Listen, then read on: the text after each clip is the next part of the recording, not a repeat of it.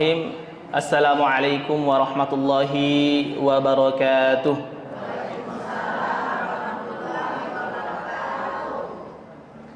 Innal hamdalillah nahmaduhu wa nasta'inuhu wa nastaghfiruh wa na'udzu billahi min shururi anfusina wa min sayyiati a'malina. May yahdihillahu fala mudilla lahu wa may yudlilhu fala hadiya lahu. Ashhadu an la ilaha illallah wahdahu la syarika lah wa ashhadu anna Muhammadan abduhu wa rasuluh alladzi la nabiyya ba'da wa rasulah amma ba'd.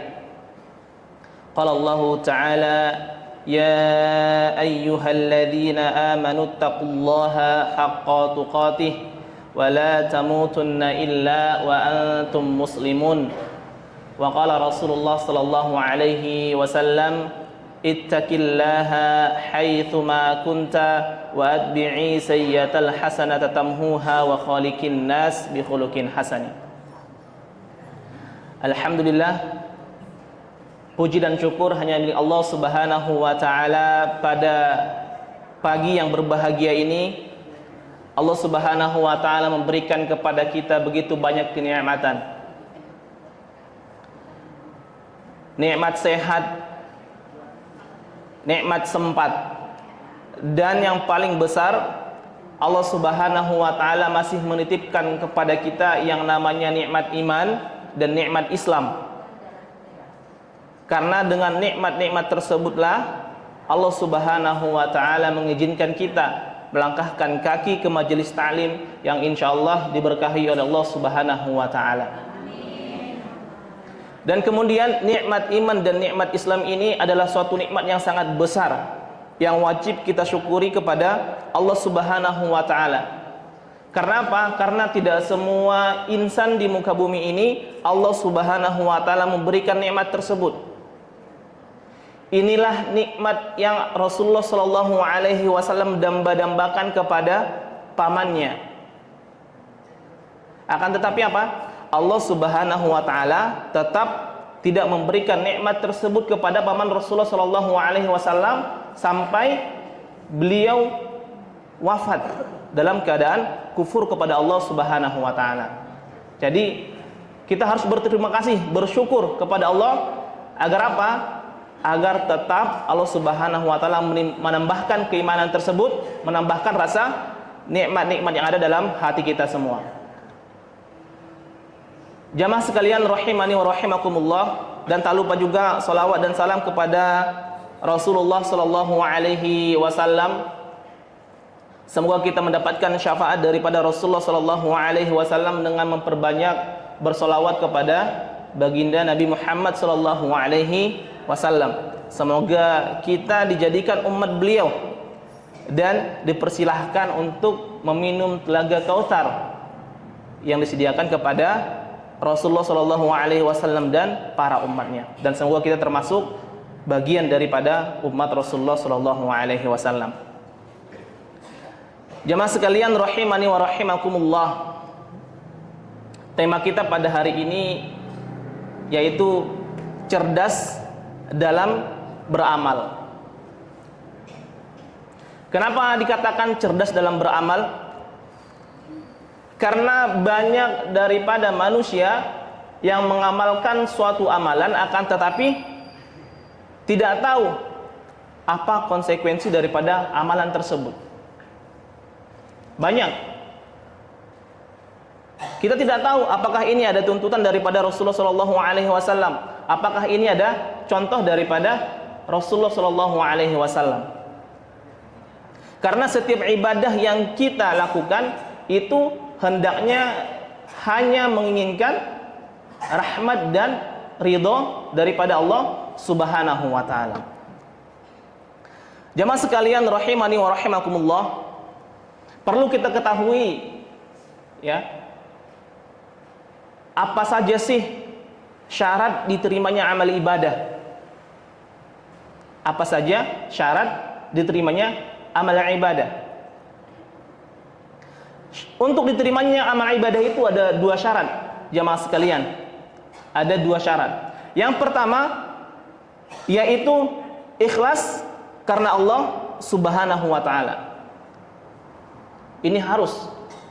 Sebagus apapun amalannya, sudah dicontohkan oleh Rasulullah Shallallahu Alaihi Wasallam. Akan tetapi kalau tidak ikhlas karena Allah Subhanahu Wa Taala, maka amalan tersebut akan ditolak oleh Allah Subhanahu Wa Taala. Jadi percuma bu, bapak-bapak sekalian, percuma kita ibadah selama apapun ibadah kita misalnya, sehusu apapun ibadah kita, akan tetapi niatnya bukan karena Allah, maka ibadah tersebut akan tertolak di sisi Allah Subhanahu Wa Taala. Jelas dikatakan Allah Subhanahu Wa Taala dalam firman-Nya, Inna anzalna ilaikal kitaba bil haqqi fa'budillaha mukhlishal lahuddin. Allah Subhanahu Wa Taala mengatakan, sesungguhnya kami menurunkan kitab Al-Quran kepadamu, yaitu kepada Nabi Muhammad Sallallahu Alaihi Wasallam, dengan membawa kebenaran, maka sembahlah Allah dengan tulus ikhlas beragama kepadanya. Jadi ini memang tuntutan daripada Allah Subhanahu Wa Taala. Jadi jamaah sekalian rahimani wa rahimakumullah, ikhlas ini juga termasuk amalan hati nantinya. Dan ini berkaitan dengan ibadah, dengan akidah kita. Makanya dalam konsekuensi tauhid itu, asyhadu an la ilaha illallah, itu ada dua konsekuensinya, yaitu al-isbat, menetapkan bahwasanya yang disembah hanyalah Allah Subhanahu wa Ta'ala. La na'budu bihaqqin illallah, tidak ada yang berhak kita sembah kepada kecuali Allah Subhanahu wa Ta'ala. Yang kedua an-nafyu, yaitu peniadaan. Tidak ada yang berhak disembah selain Allah Subhanahu wa Ta'ala. Ditetapkan Allah Subhanahu wa Ta'ala sebagai sesembahan dan ditiadakan selain daripada Allah Subhanahu wa Ta'ala. Nah, ini amalan hati dan harus terus dijaga. Ikhlas karena Allah Subhanahu wa Ta'ala. Jemaah sekalian rahimani rahimakumullah, dan yang kemudian adalah ittiba'ur Rasul. Ittiba'ur Rasul, yaitu mengikuti Nabi Muhammad sallallahu alaihi wasallam. Jadi apapun ibadahnya harus ada contoh daripada Rasulullah sallallahu alaihi wasallam. Jangan kita mengada-ngada. Wah, ini kayaknya bagus ini. Iya kan? Oh, ini kayaknya sempurna seperti ini. Akan tetapi tidak ada contoh daripada Rasulullah Sallallahu Alaihi Wasallam. Oleh sebab itu, seikhlas apapun ibadah kita, kalau nggak ada contoh daripada Rasulullah Sallallahu Alaihi Wasallam, maka ini akan ditolak oleh Allah Subhanahu Wa Taala. Makanya dalam suatu hadis dikatakan, man amila amalan laisa alaihi amruna fahuwa raddun. Barang siapa yang beramal suatu amalan, akan tetapi kata Rasulullah Shallallahu Alaihi Wasallam, tidak ada perintahnya daripada kami, maka amalan tersebut akan ditolak. Jadi kita jangan merasa pintar sendiri buat amalan sendiri. Wah, ini kayaknya bagus. Tidak ada, karena semua dalam aspek kehidupan ini sudah dicontohkan oleh Rasulullah Shallallahu Alaihi Wasallam. Jadi jamaah sekalian rahimani wa rahimakumullah, dua tadi syarat agar diterimanya suatu ibadah. Yang pertama adalah ikhlas lillahi ta'ala, yang kedua ittiba'ur Rasul, mengikuti Rasulullah sallallahu alaihi wasallam. Jadi yang dua ini harus kita jaga betul. Agar apa? Agar kita sukses dalam beribadah, agar ibadah kita diterima oleh Allah Subhanahu wa taala. Karena apabila dari salah satunya gugur, maka ibadah kita akan ditolak oleh Allah Subhanahu wa taala. Ini dulu yang kita perhatikan. Jamaah sekalian rahimani wa rahimakumullah, kenapa harus ikhlas kepada Allah Subhanahu wa taala dalam beribadah itu? Karena yang berhak kita ibadahi hanya Allah Subhanahu wa taala, dan ikhlas ini nanti akan berkaitan dengan niat kita. Akan berkaitan dengan niat. Makanya orang yang cerdas dalam beribadah itu orang yang selalu meniatkan suatu ibadah itu hanya kepada Allah Subhanahu wa taala, titik. Tidak ada niat yang lain. Makanya dalam hadis Arba'in An-Nawawi, di hadis yang pertama itu innamal a'malu binniyat wa innamal likulli imri'in ma nawa, dan seterusnya itu. Sesungguhnya sesuatu amalan itu tergantung pada niatnya. Tergantung pada niat. Nah, jangan datang ke majelis taklim niatnya hanya ingin melepaskan suatu kewajiban agar dilihat tetangga, biar kelihatannya agar bermasyarakat. Bukan itu yang kita cari. Akan tetapi ingin mendapatkan rahmat dan ridho daripada Allah Subhanahu wa taala. Ya, niat yang pertama harus diperbaharui. Dan kemudian kenapa harus berniat? Karena niat ini nanti akan membedakan mana kebiasaan dan mana ibadah kepada Allah Subhanahu wa taala. Itu semua nanti bisa diubah oleh niat itu. Makanya sebenarnya semua aspek kehidupan kita ini bisa ibadah kepada Allah Subhanahu wa taala. Bisa berbuah ibadah kepada Allah Subhanahu wa taala. Akan tetapi niat harus kita perbaharui. Kita buat contoh kecil saja, Bu. Misalnya kita membersihkan badan kita ya, ataupun mandi. Itu kan hal yang udah lazim kita lakukan setiap harinya. Ya kan? Tiap hari kan kita mandi. Kalau kita hanya mandi biasa, mandi, itu hanya suatu kebiasaan di sisi Allah Subhanahu wa taala. Tidak akan bernilai ibadah di sisinya. Akan tetapi kalau kita niatkan dalam hati kita, mandi ini adalah untuk bersuci, kemudian nanti setelah suci nyaman beribadah kepada Allah, itu akan dinilai ibadah oleh Allah Subhanahu wa taala. Jadi semua aspek kehidupan kita ini kita perbaharui dengan niat. Ya. Kita perbaharui dengan niat. Jamaah sekalian rahimani wa rahimakumullah. Kemudian ittiba'ur Rasul tadi, ini memang Rasulullah SAW sudah menekankan kepada kita begitu kuat. Yang tadi hadisnya, man amila amalan laisa alaihi amruna fahuwa raddun, barang siapa yang beramal bukan dari perintah kami maka tertolak. Dan kemudian Rasulullah SAW juga mengatakan kepada kita, ya, agar tidak menambah-nambah dan mengurang-urangi suatu ibadah. Makanya Rasulullah SAW bersabda, "Shollu kama ra'aitumuni usolli." Salatlah kalian sebagaimana kalian melihat saya salat. Inilah sabda Rasulullah SAW kepada para sahabatnya. Jamaah sekalian rahimani wa rahimakumullah. Kemudian kalau kita sudah tahu syarat diterimanya ibadah, ada dua tadi, ikhlas dan ittiba kepada Rasulullah sallallahu alaihi wasallam. Kemudian kalau sudah kita mendapatkan yang dua ini, ada beberapa amalan yang harus kita lazimin. Ya. Kita cerdas dalam beramal ini. Kenapa? Karena memang umat daripada Rasulullah sallallahu alaihi wasallam, waktu yang diberikan Allah Subhanahu wa taala itu sangat sedikit kepada kita. Berbeda dengan umat-umat terdahulu seperti kaum Nabi Nuh yang Allah Subhanahu wa taala berikan umur 1000 dikurang 50, berarti 950 tahun. Itu adalah waktu yang sangat panjang.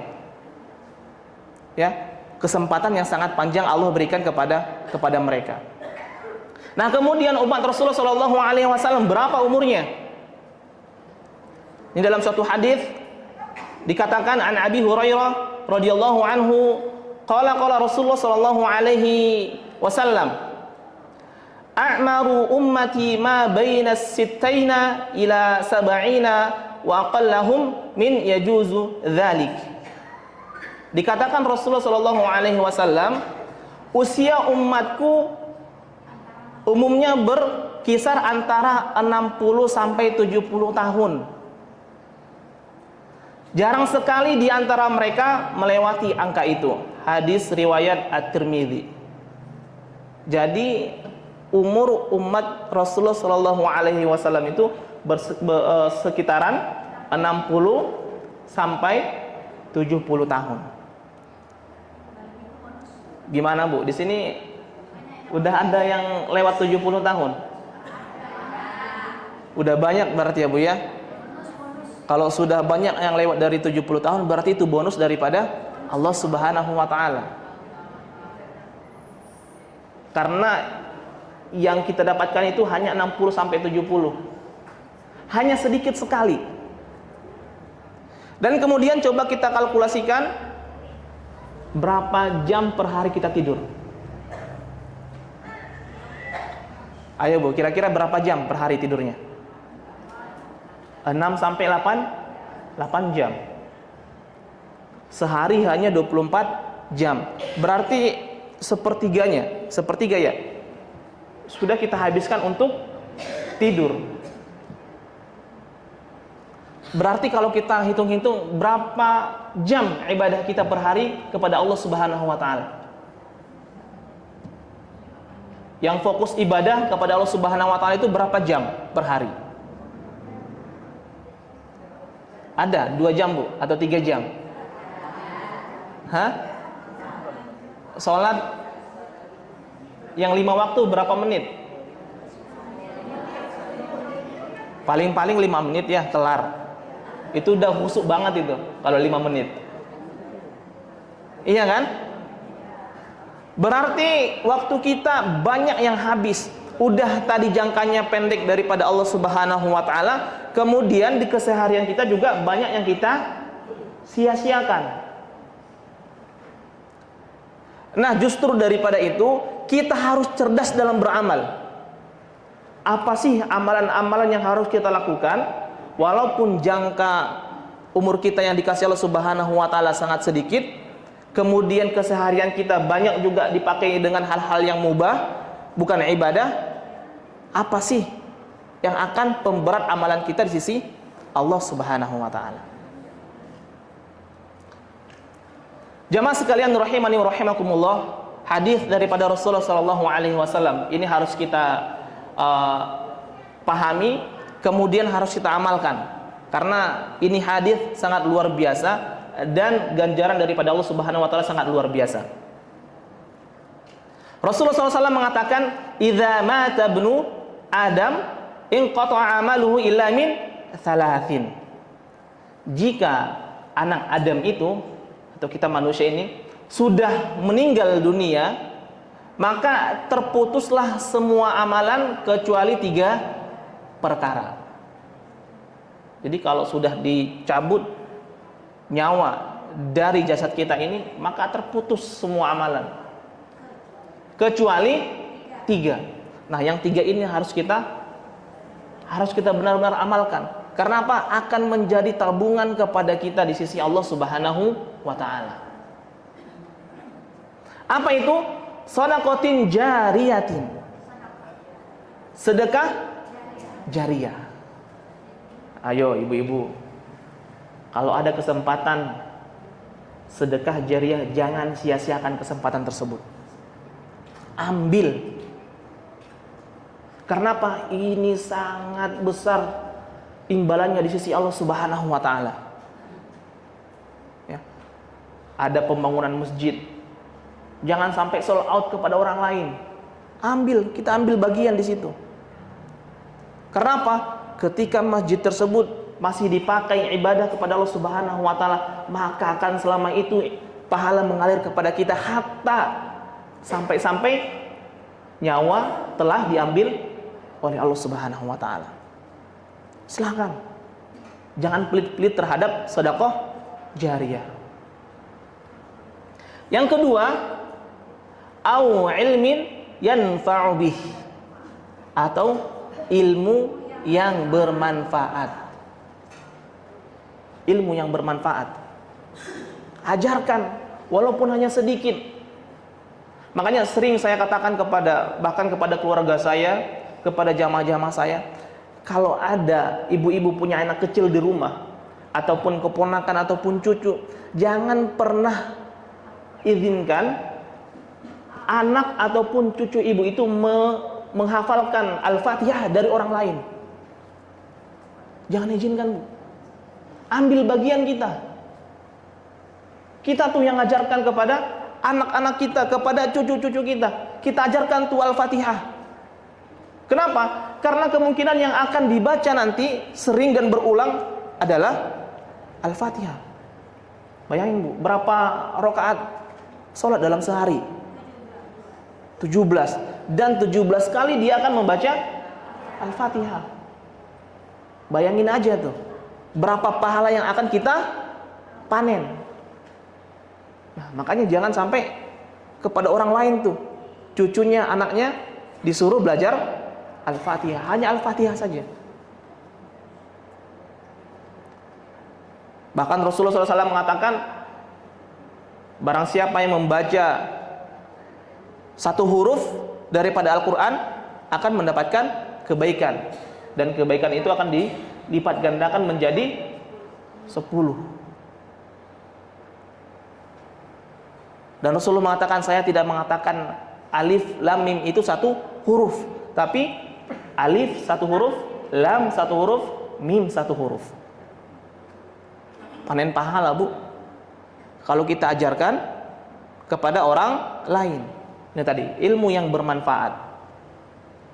Kemudian au waladin sholih yad'u lahu, atau anak yang soleh yang selalu berdoa kepadanya. Ini juga jangan disia-siakan. Anak itu dididik agar dekat kepada Allah Subhanahu wa taala.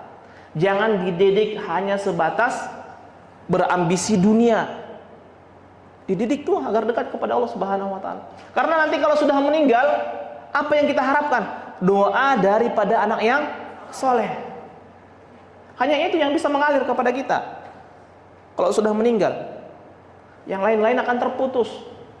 Sholat sudah nggak bisa, ya, puasa sudah nggak bisa. Nih 3 amalan yang tidak bakalan terputus walaupun kita sudah di liang lahat.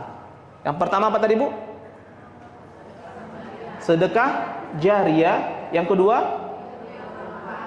ilmu yang bermanfaat. Yang ketiga, anak yang soleh yang selalu berdoa kepada orang tuanya. Jamaah sekalian rahimani wa rahimakumullah. Kalau sudah kita mengamalkan ini, alhamdulillah, tabungan kita di sisi Allah Subhanahu wa taala akan banyak.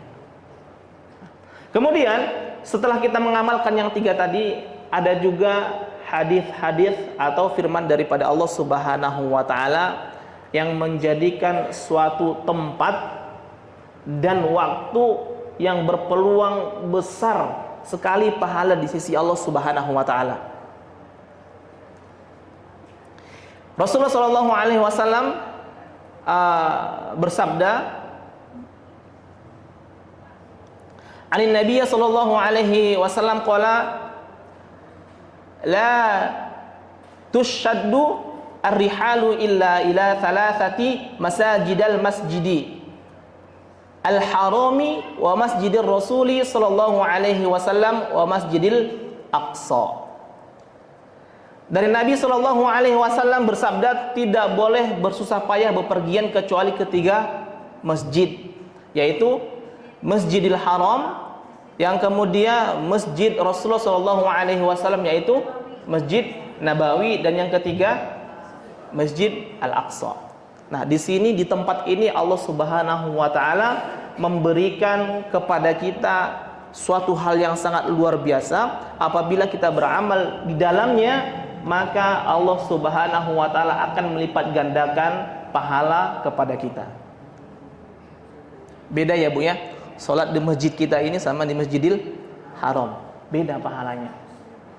Makanya tadi kenapa Allah Subhanahu wa taala memberikan hal-hal yang seperti itu? Karena apa? Karena umur kita sangat pendek, 60 sampai 70 tahun. Makanya peluang-peluang seperti ini, peluang-peluang tabungan yang sangat besar ini, mari kita manfaatkan. Jadi ibu-ibu sekalian, rahimani wa rahimakumullah, yang punya tabungan, yang punya harta yang berkecukupan, mari kunjungi 3 tempat ini, yaitu Masjidil Haram, Masjid Nabawi, dan Masjidil Aqsa. Kenapa harus kita kunjungi? Rasulullah Shallallahu Alaihi Wasallam juga bersabda, yang artinya sekali sholat di masjidku ini lebih utama daripada 1000 kali sholat di masjid lainnya, kecuali masjid haram. Dan sekali sholat di Masjidil Haram lebih utama daripada 100 kali 1000 kali di Masjidil Haram lebih utama daripada masjid yang lain kecuali Masjid Nabawi. Dan 1000 kali lebih afdol sholat daripada di masjid yang lainnya.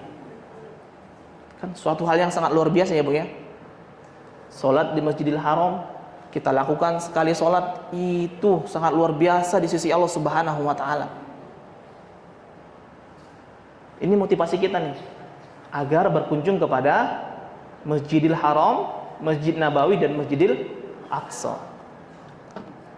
Kemudian, Ustadz, saya bagaimana Ustadz?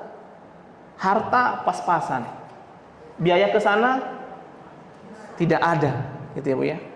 Kalau tidak ada, kalau Allah Subhanahu wa Ta'ala tidak memberikan kesempatan ini kepada kita, cerdas lagi dalam beramal. Apa kecerdasannya? Sholatlah berjamaah, walaupun di masjid, di rumah sholat berjamaah. Ini kadang-kadang yang kita kesalkan ini bagian ibu-ibu nih. Kalau untuk bapak-bapaknya insya Allah bakalan berjamaah di masjid ya Pak ya. Yang menjadi permasalahan nih ibu-ibu, sholat di rumah sendiri-sendiri. Padahal dia punya anak perempuan, misalnya dia punya cucu, tapi cucunya sholat di kamarnya, ibunya sholat di kamarnya, neneknya sholat di kamarnya masing-masing. Sholatnya pada masing-masing. Kalau kita sholat masing-masing, tidak berjamaah, hanya mendapatkan satu kebaikan. Satu kebaikan. Akan tetapi kalau kita lakukan dengan cara berjamaah, dalam hadis dikatakan 25 sampai 27 kebaikan. Ada yang mengatakan 25 dalam riwayat, ada yang mengatakan 27.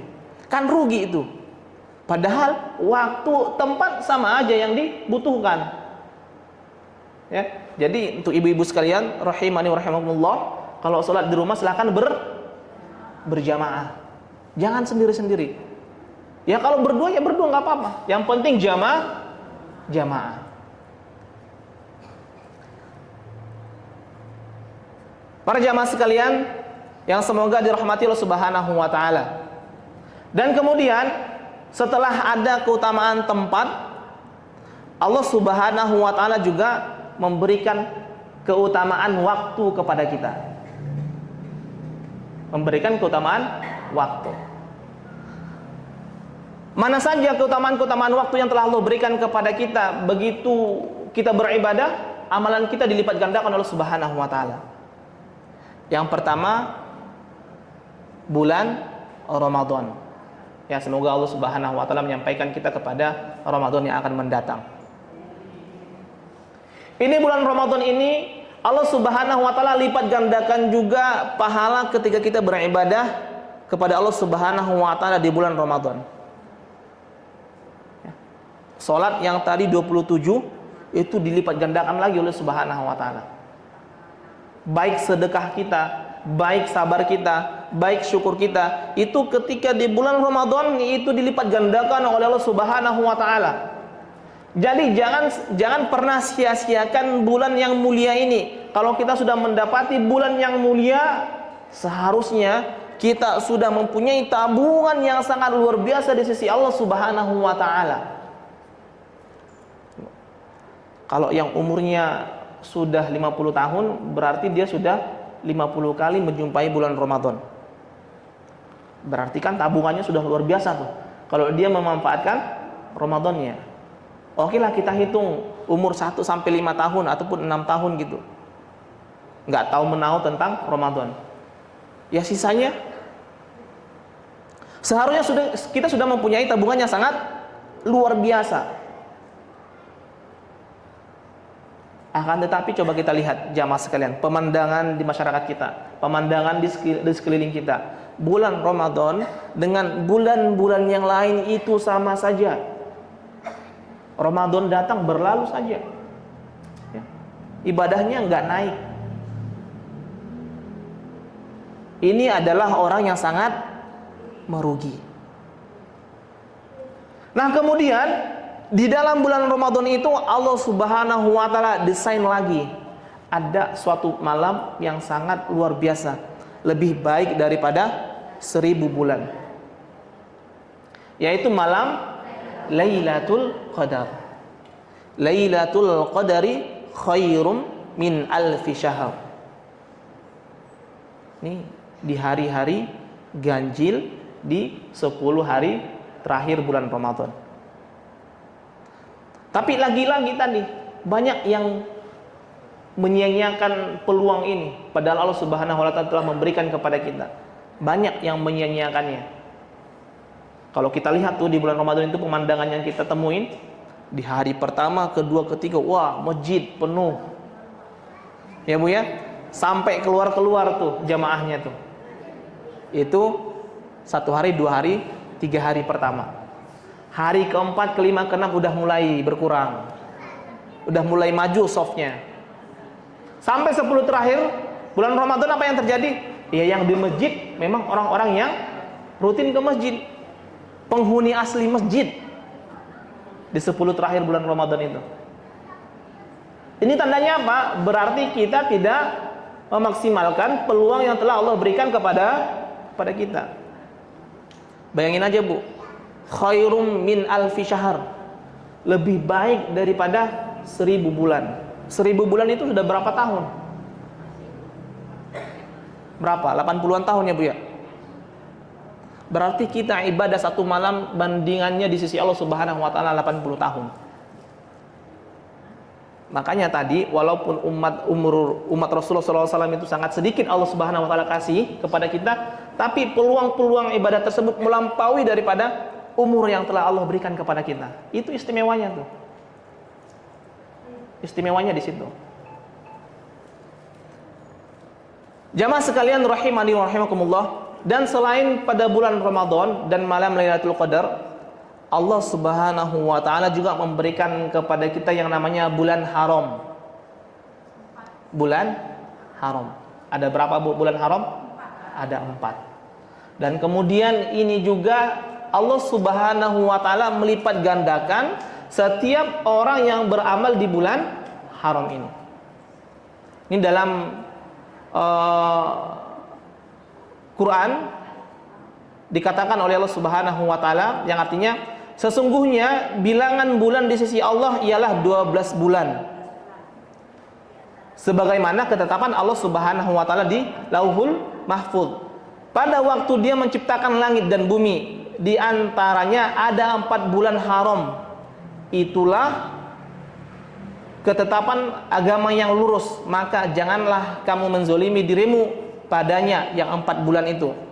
Dan perangilah orang-orang musyrik semuanya sebagaimana mereka pun memerangi kamu semuanya. Ketahuilah bahwa sesungguhnya Allah bersama orang-orang yang bertakwa. Jadi di bulan haram ini ada larangan kepada kita untuk menzolimi diri sendiri. Dan kemudian Imam Al-Baghawi menafsirkan ayat ini, al-amalus salihu a'zamu ajran fil ashhuril hurumi wa dzulmu fihinna a'zamu minadz-dzulmi fima siwahunna. Amal solih lebih agung ataupun lebih besar pahalanya di dalam bulan-bulan haram, yaitu Zulqa'dah, Zulhijjah, Muharram dan Rajab. Sedangkan zalim pada bulan tersebut juga lebih besar dari zalim di bulan-bulan yang lainnya. Ini adalah tafsir dari Imam Al-Baghawi. Jadi ketika kita beramal di bulan haram ini, bulan yang 4 ini, maka pahala di sisi Allah Subhanahu wa taala akan dilipat gandakan pahalanya. Kemudian kalau kita juga bermaksiat kepada Allah, maka dosanya juga akan dilipat gandakan oleh Subhanahu wa taala. Nah, pada kesempatan kali ini kita sedang berada di salah satu bulan yang haram tersebut. Bulan apa, Bu? Bulan Rajab. Makanya kita seharusnya ibadah kita di bulan Rajab ini daripada bulan kemarin harus lebih naik. Harus lebih banyak kuantitasnya dan lebih bagus kualitasnya. Yang tadi di bulan-bulan yang lain duhanya jarang, di bulan ini udah mulai lancar tuh duhanya tuh, nggak pernah tinggal. Yang di bulan-bulan lain itu infaknya nggak ada, di bulan ini infaknya sudah harus dikeluarkan. Di bulan-bulan yang lain puasa Senin Kamisnya nggak jalan, di bulan ini seharusnya puasa Senin Kamisnya jalan. Nah, orang-orang yang memanfaatkan momen-momen seperti ini, itulah orang-orang yang cerdas dalam beramal. Dia nggak mau sia-sia tuh, nggak mau sama dengan bulan-bulan yang lain. Jamaah sekalian rahimani wa rahimakumullah. Kemudian kalau kita sudah mengamalkan amalan-amalan tadi ya Bu ya, kan tabungan kita sudah banyak tuh, tabungan kita sudah banyak ya. Misalnya dia sudah mengamalkan yang 3 amalan tidak terputus tadi ya, dia sudah punya kesempatan untuk sholat di Masjidil Haram, Masjid Nabawi dan Masjidil Aqsa misalnya. Dan kemudian dia setiap mendapati bulan Ramadan sudah memanfaatkan waktunya dengan semaksimal mungkin. Ini kalau sudah diamalkan Bu, Masya Allah, ini sangat luar biasa pahalanya di sisi Allah Subhanahu wa ta'ala. Dan kemudian amalan yang harus kita amalkan lagi dan kita harus terus mengamalkannya, karena ini apabila kita mengamalkannya kita termasuk adalah hamba yang cerdas, yaitu jangan pernah meninggalkan qiraah di setiap hari kita. Baca tuh terus Al-Quran ya Bu ya, dibuat target tuh, one day one juz. Kalau bisa one day one juz, bisa nggak kira-kira Bu? 1 hari 1 juz. Ada yang melazimi di sini Bu? One day one juz? Belum ada ya. Kalau nggak bisa one day one juz, 1 hari 1 lembar. Bisa kira-kira Bu 1 hari 1 lembar? Bisa ya? Karena tadi pahalanya sangat luar biasa. Barang siapa yang membaca Al-Quran tadi, maka diberikan kebaikan. Setiap kebaikan dilipat gandakan menjadi 10 kebaikan. Makanya jangan pernah kita tinggalkan qiraah kita. Di rumah qiraah. Habis subuh baca 2 lembar. Habis zuhur baca 2 lembar. Habis asar 2 lembar, maghrib 2 lembar, isya 2 lembar. Berapa Bu? 1 juz. Berapa kira-kira waktu yang kita butuhkan untuk membaca 2 lembar itu? Berapa Bu? 10 menit. 10 menit. Silakan aja kita luangkan waktu kita 10 menit untuk mendapatkan ganjaran yang sangat besar di sisi Allah Subhanahu wa ta'ala. Kita baca Bismillahirrahmanirrahim. Berapa huruf itu Bu? Berapa? 19 huruf kali 3. Banyak kan? Ibu-ibu baca itu di rumah tuh, alif lam mim.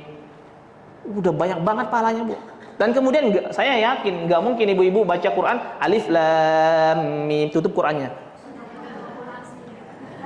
Enggak kan? Pasti baca lagi. Makanya kita lazimi untuk membaca Al-Quran terus-menerus, qiraah. Kalau nggak bisa 1 juz, 1 lembar. Kalau nggak bisa 1 lembar, 1 ayat. Tapi ayatnya jangan yang alif lam mim Bu. Itu tuh baca ayat tentang hutang di surah Al-Baqarah tuh ada tuh. Yang 1 ayat 1 halaman. Nah itu. Karena apa? Di sisi Allah Subhanahu wa taala sangat luar biasa. Dan kemudian kalau kita sudah melazimi qiraah kita di setiap harinya, Allah Subhanahu wa taala akan menjadikan kita menjadi golongan orang-orang yang menjadi ahlul Quran. Makanya ahlul Quran itu ada beberapa tingkatan, Bu. Yang pertama hafal Qurannya, hafal maknanya, dan kemudian diamalkan. Itu tingkatan yang paling tinggi itu. Ada nggak, Bu, kira-kira di sini yang seperti itu? Ibu-ibunya hafal 30 juz, paham kandungannya, kemudian diamalkan. Wah, itu luar biasa tuh. Kemudian ada yang sekedar hafal saja, akan tetapi belum paham tafsirnya, belum paham kandungan daripada Quran itu secara keseluruhan. Ini juga termasuk jadi ahlul Quran, akan tetapi di bawah tingkatan yang pertama tadi. Mana, Bu? Kira-kira di sini ada, Bu, yang sudah hafal 30 juz? Ada, Bu? Belum ya? Kalau bukan kita, silahkan dicetak generasi kita untuk menjadi penghafal Al-Quran. Itu tadi masuk kepada waladun soleh yada'ulah, menjadi anak yang soleh yang akan mendoakan orang tuanya.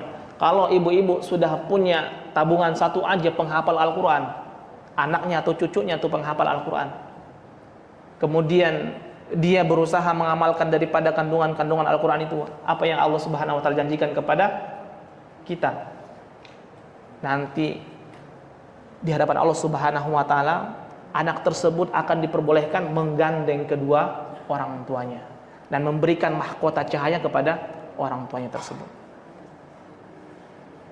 Makanya jangan capek-capek kita didik terus anak-anak kita itu agar mahir di ilmu dunia. Boleh nggak? Boleh.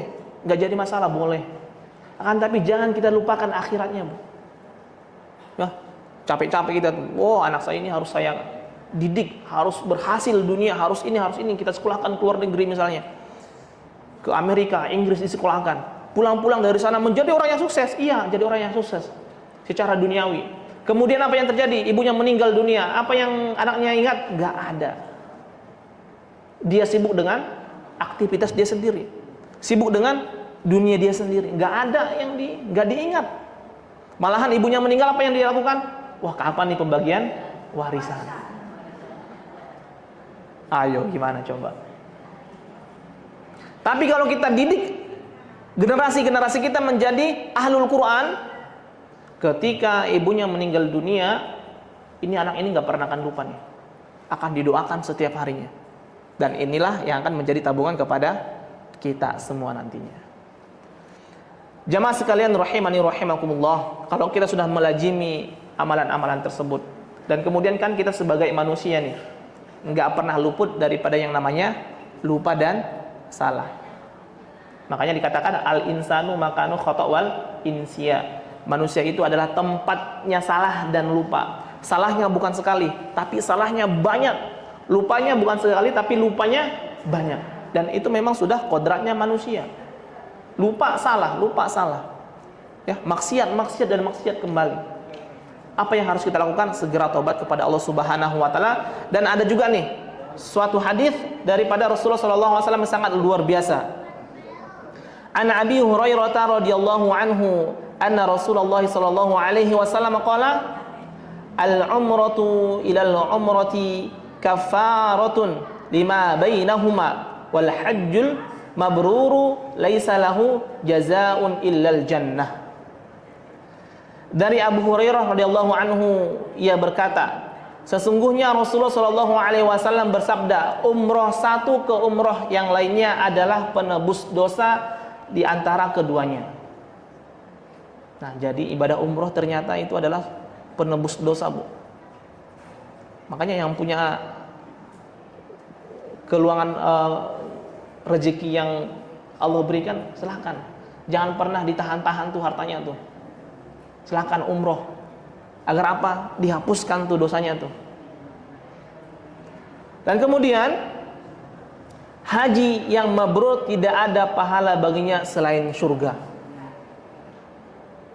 Haji yang mabrur tidak ada balasan kepadanya selain surga daripada Allah Subhanahu wa taala. Jadi, kalau ibu punya keluangan rezeki, ya, silahkan umroh ataupun haji. Silahkan. Karena itu bisa menghapuskan dosa dan menjadikan jannah balasannya di sisi Allah Subhanahu wa taala. Jadi, jamaah sekalian rahimani rahimakumullah, silahkan. Yang tadi itu disimpan dalam memorinya, silahkan diamalkan amalan yang 3 tadi yang lebih utama, yaitu apa tadi? Amal jariyah, kemudian ilmu yang bermanfaat, kemudian doa anak yang soleh. Nih kita lakukan nih. Kemudian yang tadi itu kalau ada momen-momennya datang kepada kita seperti waktu dan tempat yang Allah khususkan, di sana dilipat gandakan suatu ibadah, jangan pernah sia-siakan kalau itu datang kepada kita. Mungkin sekian. Barakallahu fikum, barakallahu fi amalikum. Kita tutup dengan doa kafaratul majelis. Subhanakallahumma wa bihamdika asyhadu an la ilaha illa anta astaghfiruka wa atubu ilaik. Assalamualaikum warahmatullahi wabarakatuh. Labbaik Allahumma labbaik. Hudaya Safari, hidupkan sunnah, jalin ukhuwah, raih barokah.